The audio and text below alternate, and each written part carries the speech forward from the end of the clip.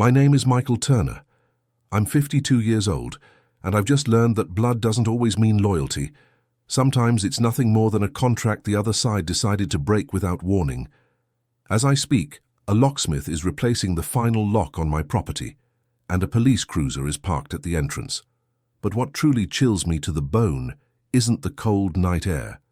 It's the look of absolute entitlement I saw in my own son's eyes when he shouted that I didn't need this place anymore. Imagine arriving at the refuge you built with decades of sweat and sacrifice, searching for a moment of peace, only to find the locks changed, your furniture thrown out like trash, and a house full of strangers having dinner at your table, wearing your clothes and treating you like the intruder in your own life.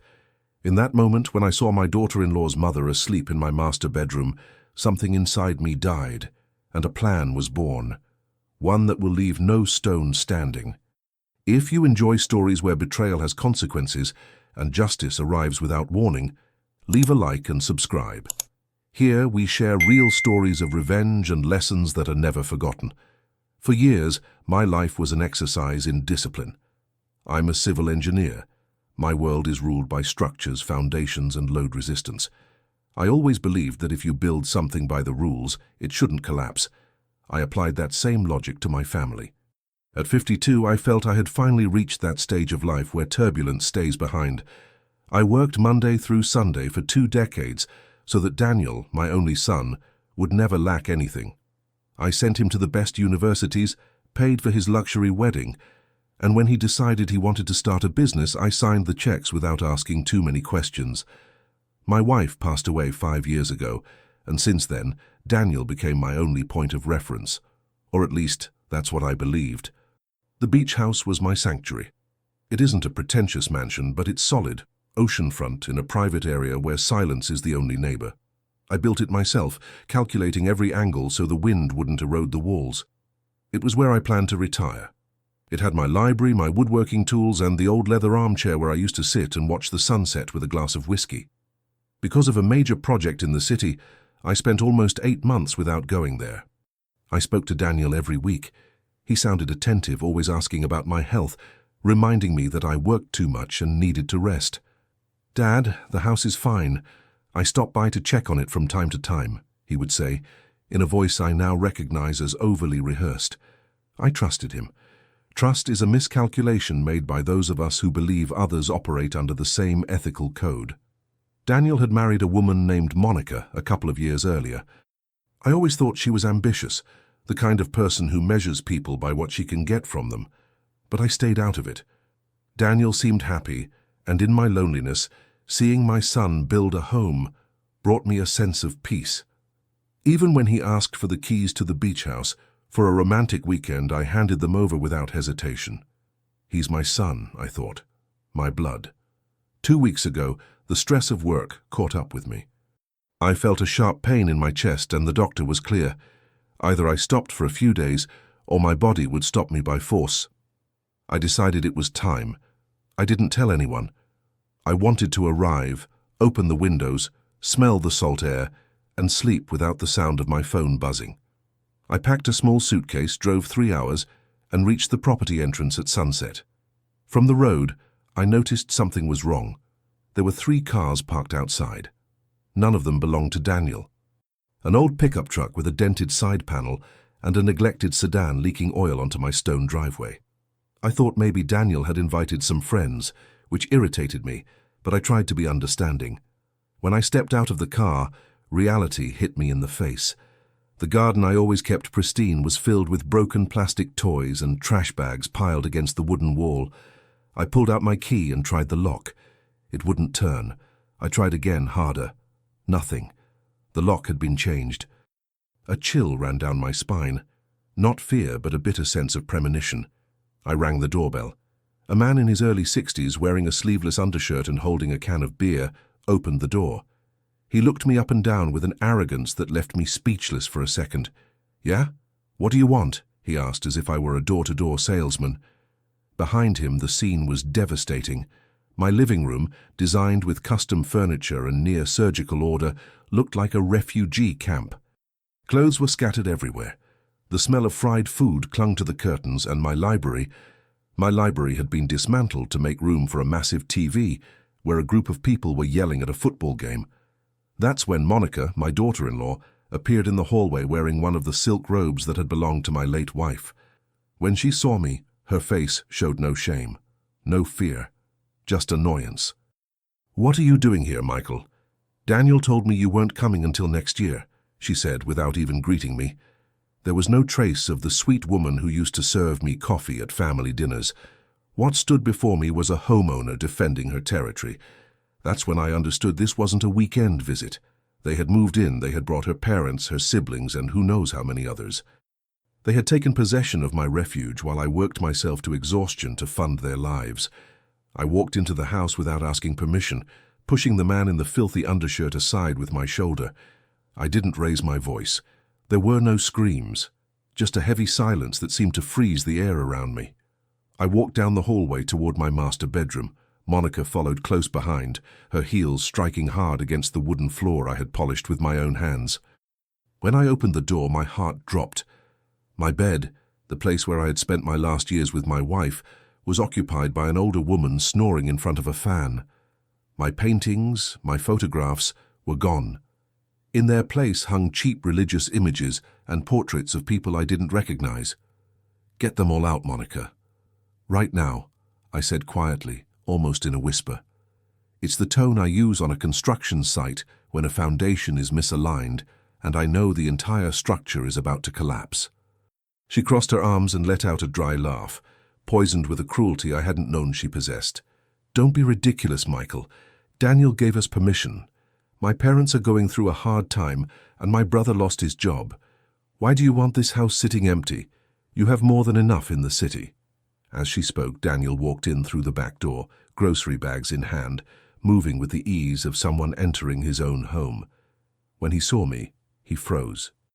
His eyes darted back and forth, searching for an exit, an excuse. But when he realized Monica wasn't backing down, he hardened. "Dad, it's not a big deal," he said, setting the bags down on the marble counter, already stained with grease. "I'm just helping them out.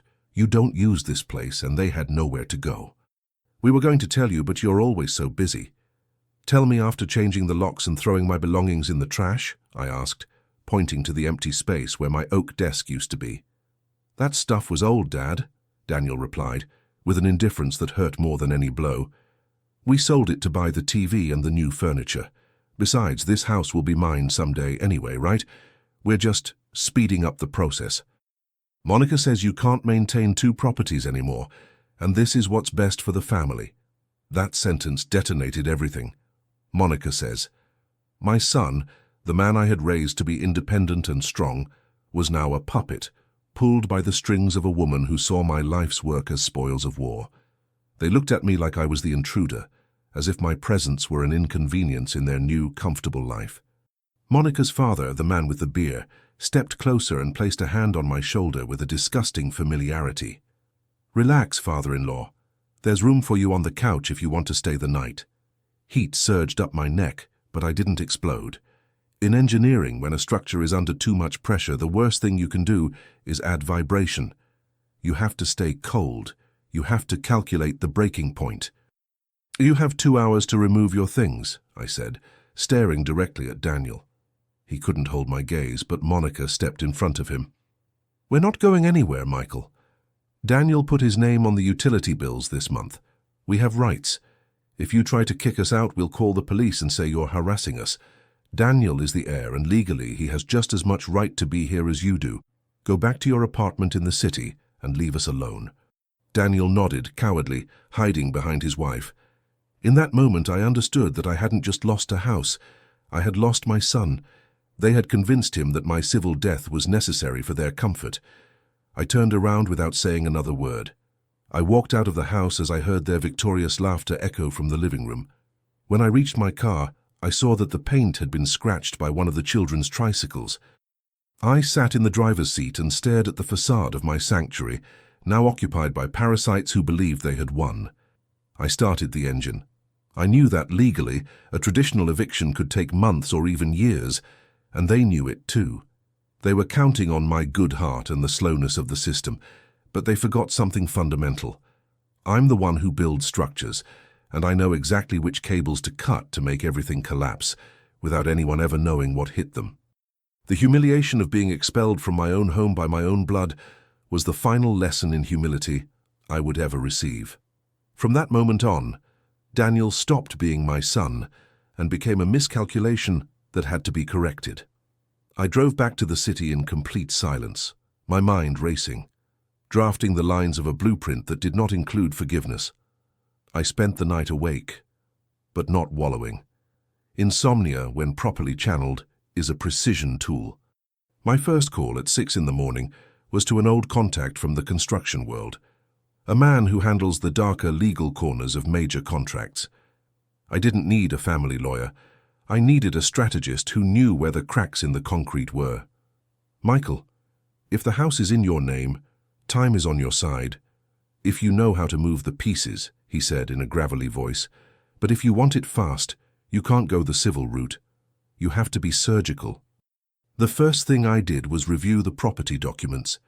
The beach house was held under a trust structure I had created years earlier to protect assets from potential liens. Daniel believed that because he was the beneficiary upon my death, he had legal authority now. A basic mistake. In the real world, blueprints rule, and the landowner decides when a structure comes down. I spent the next 3 days gathering evidence. I didn't go near the house, but I hired a private investigator to document who was living there. The report exceeded my expectations. Monica's brother had a record for drug trafficking and had turned my garage into a storage space for merchandise of questionable origin. My daughter-in-law hadn't just moved her family in. She had converted my sanctuary into an operational base for her family's shady business. "It's perfect," I told my contact. "They're not just illegal occupants. They're a risk to the property." My plan relied on patience. Most people, when betrayed, make the mistake of acting in anger. They shout, threaten, and lose their advantage. I did the opposite. I sent Daniel a short, cold text. "I understand you want the house. I overreacted. I'll come by on Friday to collect my remaining belongings and sign some paperwork so you don't have issues with utilities." Daniel's reply was immediate, dripping with condescension that almost made me smile. "Glad you're finally seeing reason, Dad. Monica says it's best for everyone."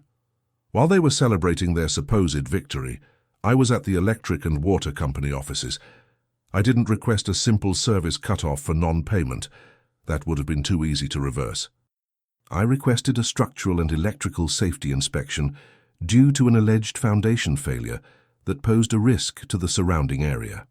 As the sole owner, I submitted a technical report, signed by me as a licensed engineer, declaring the property uninhabitable and at risk of imminent collapse.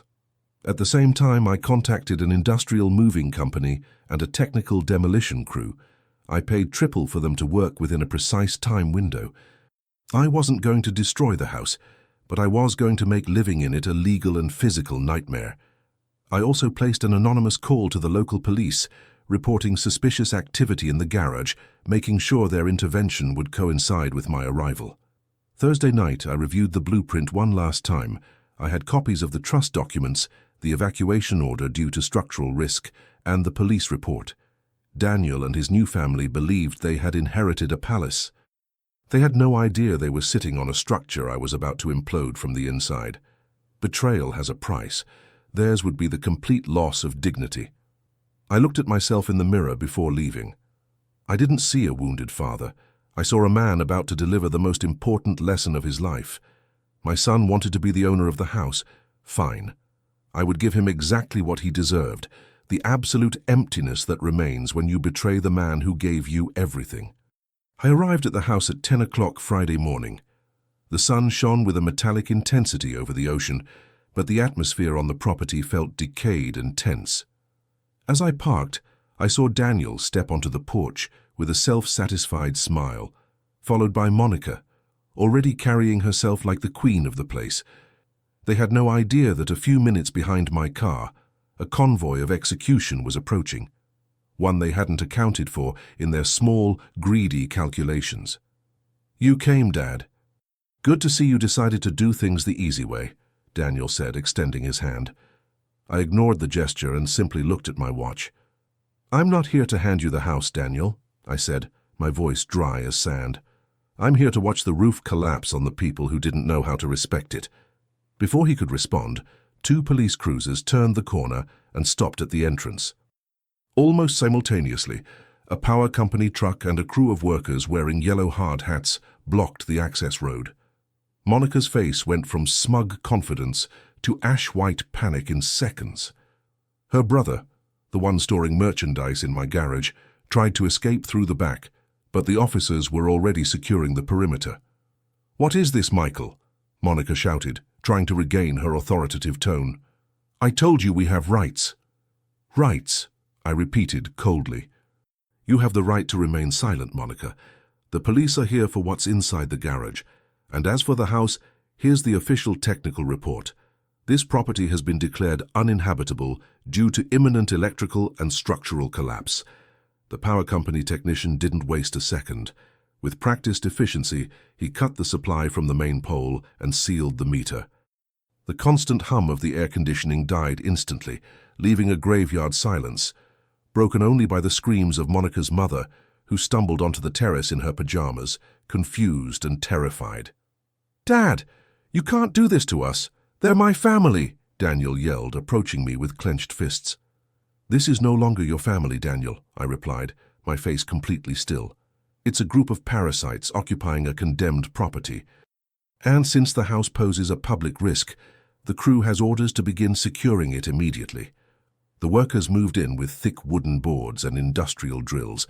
Under my direction, they began sealing the windows from the outside. They didn't care who was inside or outside. They had a closure order signed by the owner. Chaos erupted. I watched Monica's siblings rush out with bags of clothes, only to be stopped by police checking the origin of what they were carrying. Monica's father, the man with the beer, tried to shove one of the workers and ended up handcuffed against the hood of a patrol car for obstruction and resistance. Monica screamed insults and curses that vanished into the wind as she watched her new furniture, bought with the money from my dismantled library, dragged into the street and piled carelessly under the sun. Daniel stared at me with pure hatred, the hatred of someone who realizes too late that he underestimated the wrong man. "You're leaving us on the street. We have nowhere to go," Daniel shouted, tears of rage filling his eyes. "You had everything, Daniel," I said calmly. "You had my trust, my support, and my home. You chose to trade all of that for the approval of a woman who only wants you for what she can take from me. Now you have exactly what you built together. Nothing." I stood there, watching as the final board was nailed across the front door. My beach house, my sanctuary, was now sealed, dark, and empty. I preferred it that way, like a wooden tomb, rather than seeing it desecrated by their disrespect. When the police finished loading Monica's brother into the cruiser and the rest of the family crowded into their beat-up cars with whatever little they managed to salvage, I felt strangely light. The last image burned into my memory as Daniel sitting on the curb, head in his hands, while Monica screamed at him for failing to handle his father. She was already looking for someone to blame, and he would be her next victim. I felt no pity, only the technical satisfaction of correcting a structural error before the entire building collapses on top of you. The silence that remained after the cars drove away was the purest I had heard in years. I stood alone in front of my sealed property, with the sound of the ocean as the only witness. There was no feeling of heroic triumph, because revenge is not a trophy. It's a necessary reckoning so the world can make sense again. Daniel called me several times that night, probably to ask for money or attempt some forced reconciliation born out of desperation. But I blocked his number before I could hear the first ring. In my world, when a structure fails due to a lack of integrity in its materials, it isn't repaired. It's demolished and rebuilt from scratch, or simply left as empty ground. I've learned that fatherhood is not a blank check for abuse. Many men my age would have given in out of guilt, fear of loneliness, or that social mandate that says we must forgive everything if it comes from our own blood. I didn't. I chose justice over sentimentalism. Daniel and his new family now understand that actions have consequences, and that respect is not inherited. It's earned and maintained. The beach house will remain closed for a long time. I'll make sure the legal process keeps it uninhabitable until I decide what to do with it. Maybe I'll sell it. Maybe I'll let it decay by the sea. What matters is that it's no longer a prize for parasites. People sometimes ask me if it doesn't hurt to have lost my only son. The answer is simple. I didn't lose anyone. The son I raised, the one who shared my values, ceased to exist the moment he allowed me to be trampled in my own home. What remained was a stranger with my facial features, and I owe strangers nothing. Today, I sleep peacefully in my city apartment. There's no noise, no hidden betrayals lurking in the shadows, only the calm of knowing my life is once again governed by my own rules. Life is like an engineering project. If you allow a crack to grow just because you don't want to look at it, eventually the entire building will collapse on top of you. I chose to seal that crack before the collapse. There are no happy endings in this story, only necessary ones. Sometimes the best revenge isn't revenge at all. It's watching life collect its debts. If this story felt as intense to you as it was for me to live it, leave a like and tell me in the comments what you would have done. And if you're not subscribed yet, turn on the notification bell so you don't miss the next stories.